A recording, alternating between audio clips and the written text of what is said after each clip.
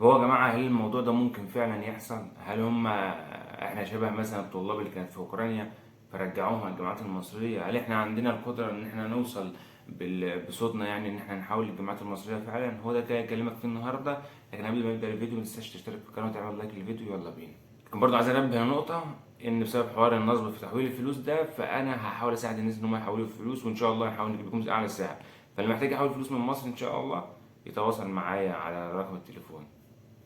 السلام ورحمة الله وبركاته. طبعا في البداية أنا عايز أقول لك قصة التحويل من الجامعات الروسية للجامعات المصرية، إيه القصة وإزاي بدأت وإزاي إحنا يعني وصلنا لحد إيه دلوقتي. تمام. القصة بدأت بعد ما حوار الجنيه بتاعنا بدأ ينزل بعد الحوارات اللي حصلت في مصر الفترة الأخيرة. فأصبحت قيمة الجامعات عالية، مش روسيا زودت الأسعار بتاعت الجامعات.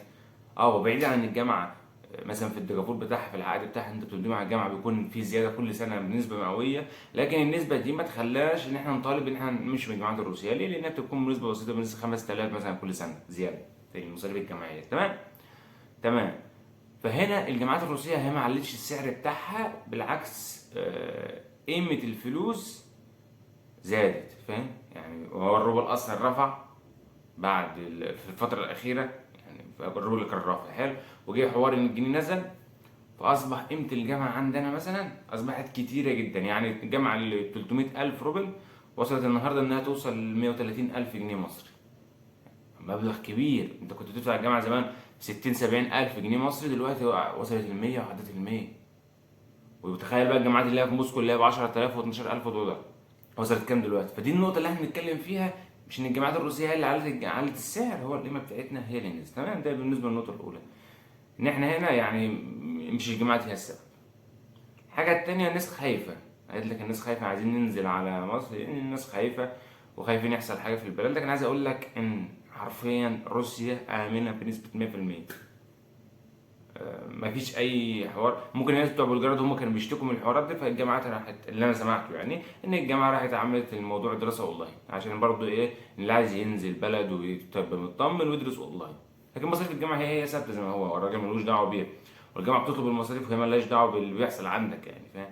عندك بقى مشكله في تحويل الفلوس، عندك مش عارف ايه، فاهم القصه دي؟ فهي دي. وبرضه الناس قلقانه من الحوار وبتاع. عايز اقول لك يعني احنا عايشين بقالنا، يعني حتى من بعد الحوار ده ما حصل وبدا الحوار مع روسيا واوكرانيا، قال لك احنا ناس كتير نزلت وناس كتير خابت. احنا قعدنا ما حصلش حاجه فعلا. اصل روسيا دي انت مش متخيل انها كبيره قد ايه، فاهم؟ فاللي هو ممكن تحصل حاجه في اول الدنيا هناك، واللي في نص روسيا ما يحسش بيها، ولا اللي في اخر روسيا يحس بيها. روسيا كبير واصلا ما حصلتش حاجه، يعني الحمد لله. فاهم؟ فدي النقطة اللي بنتكلم فيها. أنا عايز أقول لك بقى قصة إنك هتنقل للجامعات المصرية، هيرضوا يقبلوك على أي أساس؟ البلد ما هياش في حالة حرب. هقول لك أنت اخترت الجامعة بنفسك ورحت أنت سافرت لروسيا، الوضع الاقتصادي أصبح كده كده كده. طب ما أنت عندك أنت عندك كام أسعار الجامعات اللي هي في مصر، الجامعات الخاصة بكام في مصر؟ ما هي برضه غالية. يعني أنا ما أعرفش بكام بصراحة، ما عنديش فكرة هي بكام بالمرة، لكن هي غالية. فاهم؟ هل المجلس الأعلى للجامعات هيقبل إن احنا نحول الجامعات المصرية؟ انا عندي وجهه نظر في الموضوع ده. اول حاجه ان احنا من البلد مش في حاله حرب، ويعني مش اللي هو انت مضطر غصب عنك انك تمشي من الجامعات دي فعشان يقبلك. يعني كان الوضع كان في اوكرانيا كان مختلف، الطلاب اللي كانت في اوكرانيا كانت مختلف. وعلى فكره مش كل الناس اللي رجعت كملت في الجامعات اللي كانت فيها في اوكرانيا، عشان نكون متفقين على الموضوع ده. حلو الكلام. هل هيرجعهم؟ وهناك البلد كانت فوضى، الناس خافت اللي يحصل لهم حاجه لا قدر الله، فطبيعي ان المجلس الاعلى للجامعات ياخد قرار زي ده ويحل الموضوع.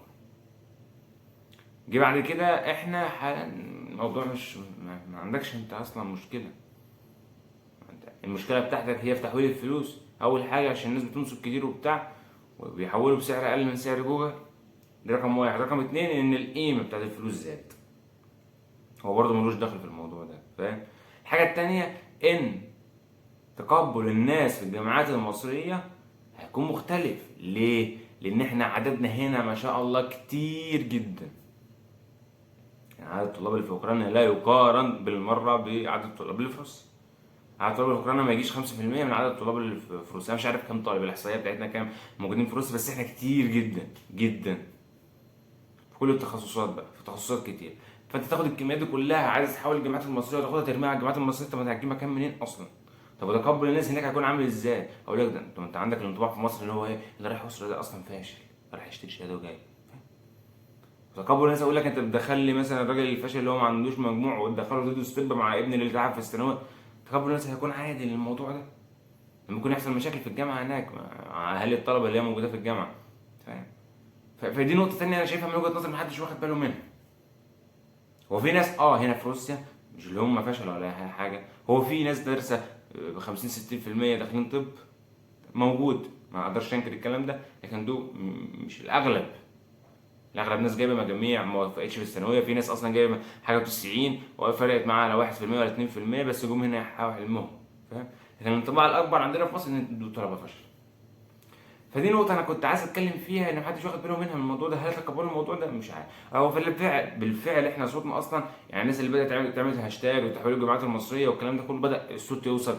كان في ناس بلوجرز اتكلموا عن الموضوع ده، كان وصل للمجلس الشعب، كان في ناس بتتكلم عن الموضوع ده، وفي ناس متداولة عن الموضوع ده.